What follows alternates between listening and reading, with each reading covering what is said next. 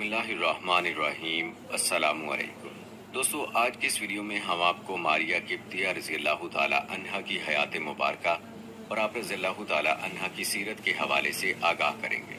بعض علماء نے آپ رضی اللہ تعالیٰ عنہا کو امہات المومنین میں شامل کیا ہے، جبکہ بعض نے آپ رضی اللہ تعالیٰ عنہا کو امہات المومنین میں شامل نہیں کیا۔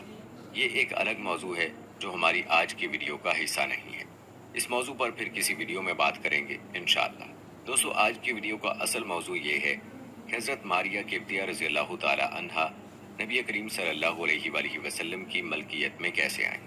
اس کے ساتھ آپ رضی اللہ تعالیٰ عنہا کی سیرت مبارکہ پر بھی روشنی ڈالیں گے، لہٰذا ویڈیو کو آپ نے اسکپ نہیں کرنا اور آخر تک لازمی دیکھنا ہے۔ دوستو، ویڈیو کا باقاعدہ آغاز کرنے سے پہلے آپ سے درخواست ہے کہ اگر آپ ہمارے چینل کی ویڈیو پہلی بار دیکھ رہے ہیں اور ابھی تک آپ نے ہمارا چینل سبسکرائب نہیں کیا تو ابھی ہمارا چینل سبسکرائب کریں اور ساتھ ہی لگے بیل کے بٹن کو بھی پریس کریں تاکہ آپ کو مستقبل میں ہماری اپلوڈ ہونے والی مزید ویڈیوز کا نوٹیفیکیشن ملتا رہے۔ پیارے دوستو، یاد رہے کہ حضرت ماریہ قبطیہ رضی اللہ تعالیٰ عنہا حرم نبی صلی اللہ علیہ وآلہ وسلم میں آنے والی واحد مصری خاتون تھی۔ ان کا آبائی تعلق عیسائی مذہب سے تھا۔ وہ شاہی گھرانے سے تعلق رکھتی تھی۔ انہیں ایک بادشاہ نے نبی کریم صلی اللہ علیہ وآلہ وسلم کی خدمت میں بھیجا تھا، جس کی تفصیل ہم آگے آپ کو بتائیں گے۔ نہ صرف یہ بلکہ ان کا ذکر مبارک اشارے کنایوں ہی میں سے ہی زبور میں بھی آیا ہے۔ چنانچہ نبی کریم صلی اللہ علیہ وآلہ وسلم کے حوالے سے جو مختلف پیشین گوئیاں بائبل کے مختلف مقامات پر آئی ہیں، ان میں سے ایک پیشین گوئی یہ بھی ہے: تیری معزز خواتین میں شہزادیاں ہیں، ملکہ تیرے داہنے ہاتھ اوفیر کے سونے سے آراستہ کھڑی ہے۔ قاضی سلیمان سلمان منصور پوری رحمہ اللہ رقم تراز ہیں کہ داہنے ہاتھ کے الفاظ پر غور کرنا چاہیے، یہ ملک یمین کا ترجمہ ہے۔ سب مورخین ماریہ خاتون رضی اللہ تعالیٰ عنہا کو ملک یمین بتاتے ہیں۔ پیشگوئی بالا میں پہلے بتایا گیا ہے کہ وہ شہزادی ہوں گی اور ان کا آنا ملک یمین کی شان میں ہوگا۔ دوستو، زبور کی عبارت سے یہی عیاں ہوتا ہے کہ ایک خاتون جو خانوادہ شاہی سے تعلق رکھتی ہوں گی وہ نبی کریم صلی اللہ علیہ وآلہ وسلم کی خدمت میں پیش کی جائیں گی۔ چلیے چلتے ہیں اپنے موضوع کی جانب اور آپ کو بتاتے ہیں کہ حضرت ماریہ قبطیہ رضی اللہ تعالیٰ عنہا آپ صلی اللہ علیہ وآلہ وسلم کی خدمت اقدس میں کیسے پہنچی۔ تو یاد رہے کہ ہجرت کے چھٹے سال کے بالکل آخر اور 7ویں صدی ہجری کے اوائل میں رسول اللہ صلی اللہ علیہ وآلہ وسلم نے دنیا بھر کے بڑے بڑے بادشاہوں کے نام خطوط ارسال فرمائے، جس میں اس بادشاہ اور اس کی قوم کو اسلام قبول کرنے کی دعوت دی گئی۔ اس میں کہا گیا کہ اسلام لے آؤ، سلامتی میں رہو گے اور دوہرے اجر کے مستحق قرار دیے جاؤ گے، ورنہ دوسری صورت میں تمہاری قوم کے اسلام قبول نہ کرنے کا گناہ تمہارے اوپر بھی ہوگا۔ اس کے بعد سورہ آل عمران کی آیت نمبر 64 اس میں درج فرمائی گئی اور خط کے آخر میں آپ صلی اللہ علیہ وآلہ وسلم کی مہر مبارک لگائی گئی، جو اوپر نیچے 3 سطروں پر مشتمل تھی۔ سب سے اوپر والی سطر میں لفظ اللہ، دوسری میں رسول اور تیسری سطر میں محمد لکھا ہوا تھا۔ پیارے دوستو، اگر بات کی جائے اس خط کی جو بادشاہوں کو ارسال کیے گئے تو یہ خط جامعیت و اختصار کے حسین امتزاج کا عظیم شاہکار ہے۔ تمام بادشاہوں کو بھیجے جانے والے خط کا مضمون تقریباً ایک ہی ہے۔ ان خطوط مبارک کو لے جا کر جانے کی ذمہ داری رسول اللہ صلی اللہ علیہ وآلہ وسلم نے مختلف صحابہ کرام رضوان اللہ اجمعین کو سونپی۔ اسی تسلسل کی ایک کڑی تھی کہ آپ صلی اللہ علیہ وآلہ وسلم نے 7 ہجری کے ابتدائی دنوں میں ایک خط شاہ مصر و سکندریہ کو لکھا، جس کا نام جریج بن متی قبطی تھا اور اس کا لقب مکوکس تھا۔ حضرت حاتب بن ابی بلتہ رضی اللہ تعالیٰ عنہ کو ان کے پاس بھیجا۔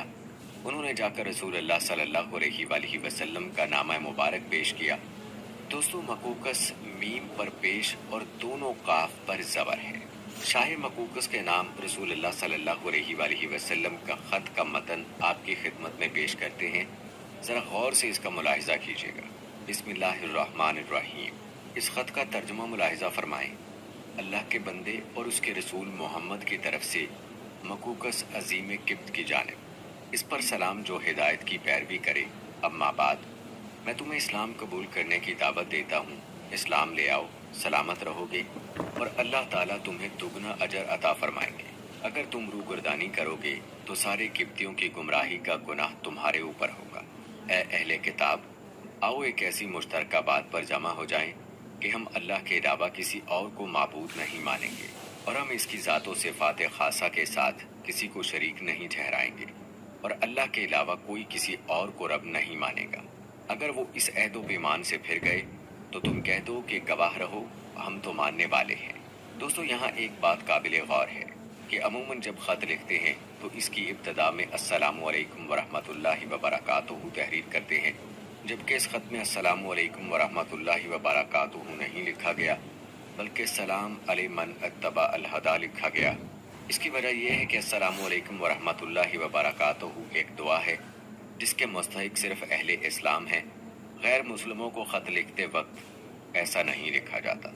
چونکہ شاہ مصر مقوقس عیسائی تھا، اس لیے اسے السلام علیکم ورحمۃ اللہ وبرکاتہ لکھنے کی بجائے سلام علی من اتبع الہدی تحریر کیا۔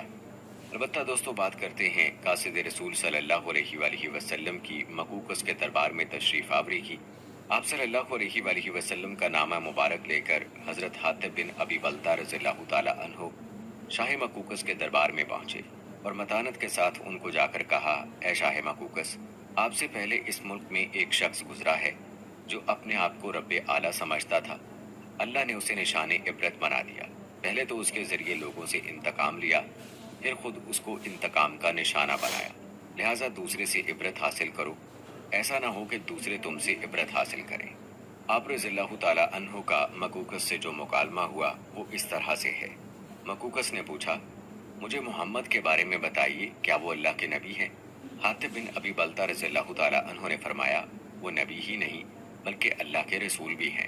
مقوقس بولا، اگر وہ واقعی اللہ کے رسول ہیں تو پھر کیا وجہ ہے جب ان کی قوم نے انہیں اپنی بستی یعنی مکہ سے نکالا تو انہوں نے اس کے لیے اللہ کے عذاب کی بد دعا نہیں کی؟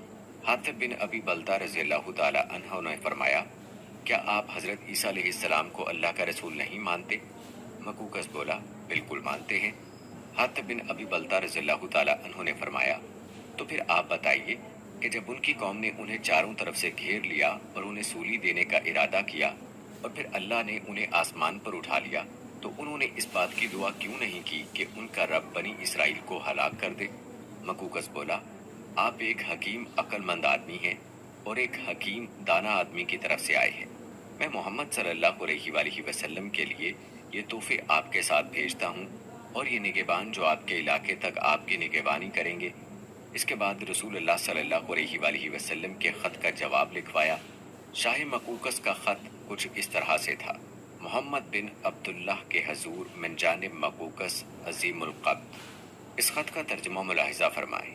اما بعد، میں نے آپ کا گرامی نامہ پڑھا اور جو کچھ اس میں تحریر تھا اور جس کی آپ نے دعوت دی میں نے اسے سمجھ لیا۔ میں جانتا ہوں ایک نبی نے آنا تھا، لیکن میرا خیال ہے اس کا ظہور ملک شام سے ہوگا۔ بہرحال میں نے آپ کے قاصد کی عزت کی ہے۔ میں آپ کی طرف 2 کنیزیں ماریا اور سیرین کو بھیجتا ہوں جو کہ قبط میں عظیم المرتبت ہیں، اور کچھ لباس و تحائف بھی پیش خدمت کرتا ہوں اور خچر بھی آپ کی سواری کے لیے روانہ کر رہا ہوں۔ آپ پر سلامتی۔ پیارے دوستو، روایات بتاتی ہیں کہ خط کے ہمراہ چند تحائف بھی آپ صلی اللہ علیہ وآلہ وسلم کی خدمت میں بھیجے گئے، جن میں 2 کنیزیں سیدہ ماریہ قبطیہ رضی اللہ تعالی عنہا اور سیدہ سیرین رضی اللہ تعالی عنہا بھی تھی۔ اس کے علاوہ 1 اونٹ، 1 سفید رنگ کا خچر، 1 نیزہ، قیمتی لباس، قیمتی خلط اور 1000 مسقال سونا شامل تھا۔ بعض روایات میں یہ بھی ملتا ہے کہ شاہ مقوقس نے ایک طبیب، معالج، حکیم یا ڈاکٹر بھی ساتھ بھیجا، جسے آپ صلی اللہ علیہ وآلہ وسلم نے یہ کہہ کر واپس بھیج دیا کہ ہم لوگ سخت بھوک کے وقت کھانا کھاتے ہیں اور ابھی بھوک باقی ہوتی ہے، ہم کھانے سے ہاتھ اٹھا لیتے ہیں۔ اور کہا جاتا ہے کہ حضرت حاتب بن ابی بلتہ رضی اللہ تعالی عنہ کو شاہ مقوقس نے تحفے میں 100 مسقال سونا اور 5 قیمتی لباس اس کے علاوہ دیے تھے۔ روایات کے مطابق دوسرے دن 4 افراد حضرت حاتب بن ابی بلتہ رضی اللہ تعالی عنہ، سیدہ ماریہ، سیدہ سیرین اور معبور پر مشتمل چھوٹا سا قافلہ اونٹ، خچر اور دیگر سامان کے ہمراہ مصر سے مدینہ کی طرف روانہ ہوا۔ راستے میں حضرت حاتب بن ابی بلتہ رضی اللہ تعالی عنہ نے قافلے کے تمام افراد کو اسلام کی دعوت دی۔ معبور نے انکار کیا، جبکہ سیدہ ماریہ اور سیدہ سیرین نے راستے میں ہی اسلام قبول کر لیا۔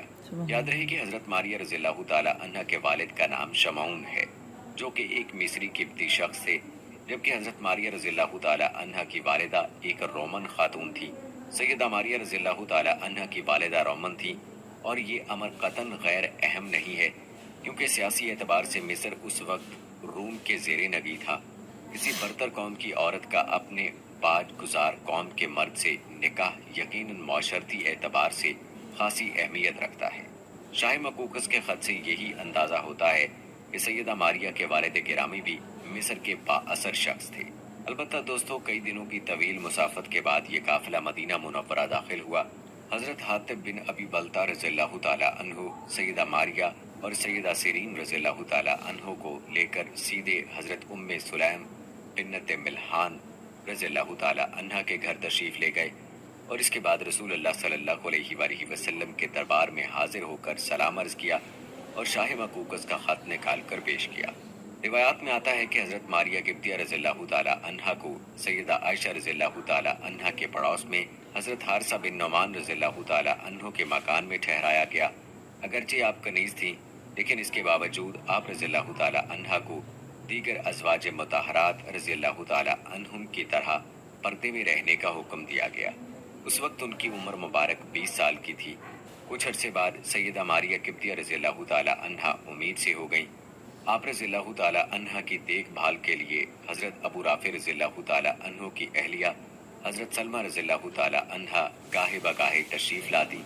सैयदा मारिया रज़ियल्लाहु ताला अन्हा एक बच्चे की माँ बन गई। दोस्तों, आपको बताते चलें कि लौंडी जब बच्चे की माँ बने तो उसे उम्मे वल्द कहते हैं। हजरत सलमा रज़ियल्लाहु ताला अन्हा ने अपने खाविंद को बच्चे की खुशखबरी देने के लिए रसूल अल्लाह सल्लल्लाहु अलैहि वसल्लम के पास भेजा। उन्होंने जाकर इत्तला दी। आप सल्लल्लाहु अलैहि वसल्लम बहुत खुश हुए और इब्राहीम नाम रखा। आपको बताते चलें कि ज़िलहज्जा 8 हिजरी को सैयदा मारिया गिब्तिया रज़ियल्लाहु ताला अन्हा के वतन से हजरत इब्राहीम की विलादत हुई। हजरत इब्राहीम की रज़ात का शरफ बनु नजार से ताल्लुक़ रखने वाली सहाबी बर्रा बिन औस की अहलिया उम्मे बरदा खौला बिन्नत मंजर को हासिल हुआ। उम्मे बरदा रज़ियल्लाहु ताला अन्हा हजरत इब्राहीम को अपने बेटे के हिस्से का दूध पिलाया करती थी और दूध पिलाकर बच्चे को उसकी माँ के हवाले कर देती थी।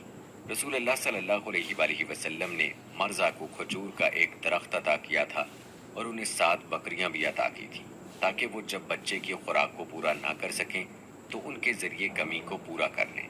उम्मे बरदा रज़ियल्लाहु ताला अन्हा बच्चे को मुस्तकिल तौर पर दूध पिलाने का इंतज़ाम ना कर सकें, लिहाजा उनके बाद उम्मे सैफ रज़ियल्लाहु ताला अन्हा ने हजरत इब्राहीम रज़ियल्लाहु ताला अन्हु को दूध पिलाने की जिम्मेदारी संभाली।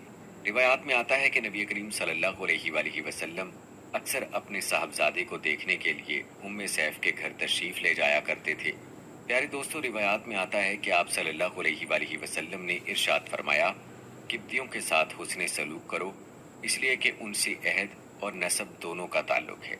उनके नसब का ताल्लुक कि हजरत इस्माईल अलैहिस्सलाम की वालिदा हजरत हाजरा सलामुल्लाह अलैहा और मेरे बेटे इब्राहीम दोनों की माँ उसी कौम से हैं, और अहद का ताल्लुक ये है कि उनसे मुआहिदा हो चुका है। कहते हैं कि पैदाइश के 18 माह बाद हजरत इब्राहीम रज़ियल्लाहु ताला अन्हु जिंदा रहे और फिर वफात पा गए। हजरत फजल बिन अब्बास रज़ियल्लाहु ताला अन्हु ने फर्जंदे रसूल सल्लल्लाहु अलैहि वसल्लम को गुस्ल दिया और एक छोटे से तख्ते पर उठाकर बकी की तरफ चल पड़े। नमाज जनाजा रसूल अल्लाह सल्लल्लाहु अलैहि वसल्लम ने खुद पढ़ाई। आप सल्लल्लाहु अलैहि वसल्लम से पूछा गया कि इनको कहाँ दफन करें। आप सल्लल्लाहु अलैहि वसल्लम ने इरशाद फरमाया, उस्मान बिन मज़ऊन रज़ियल्लाहु ताला अन्हु के पास। चुनाचे हजरत इब्राहीम रज़ियल्लाहु ताला अन्हु की कब्र खोदी गई तो उसमें हजरत उसामा बिन ज़ैद रज़ियल्लाहु ताला अन्हु उतरे और हजरत इब्राहीम अलैहिस्सलाम को आसूदा खाक फरमाया। दोस्तों, जहाँ तक बात है सैयदा मारिया रज़ियल्लाहु ताला अन्हा की वफ़ात की, तो सन 16 हिजरी मुहर्रमुल हराम में सैयदा मारिया गिब्तिया रज़ियल्लाहु ताला अन्हा ने वफ़ात पाई। हज़रत उमर रज़ियल्लाहु ताला अन्हु ने नमाज जनाजा पढ़ाई और आप रज़ियल्लाहु ताला अन्हा को जन्नतुल बकी में दफन कर दिया गया। प्यारे दोस्तों, आपको बताते चले कि हमने उम्महातुल मोमिनीन रज़ियल्लाहु ताला अन्हुम के मुबारक तज़किरे के बाद सैयदा मारिया गिब्तिया का जिक्र इसलिए ज़रूरी समझा कि ये आप सल्लल्लाहु अलैहि वसल्लम के फर्जंद इब्राहीम रज़ियल्लाहु ताला अन्हु की वालिदा हैं, जबकि सैयदा सिरीन रज़ियल्लाहु ताला अन्हा हज़रत हसन बिन साबित रज़ियल्लाहु ताला अन्हु के पास रहीं और उनसे अब्दुर्रहमान रज़ियल्लाहु ताला अन्हु पैदा हुए। दोस्तों ये थी हमारी आज की वीडियो। इस वीडियो को आपने अपने दोस्तों के साथ और अपने प्यारों के साथ भी ज़रूर शेयर करना है। हम ये उम्मीद करते हैं कि आपको हमारी आज की यह वीडियो ज़रूर पसंद आई होगी। अगर आपको हमारी आज की ये वीडियो पसंद आई है तो सबसे पहले तो इसको लाइक करें और अपनी राय का इजहार कमेंट सेक्शन में लाजमी करें।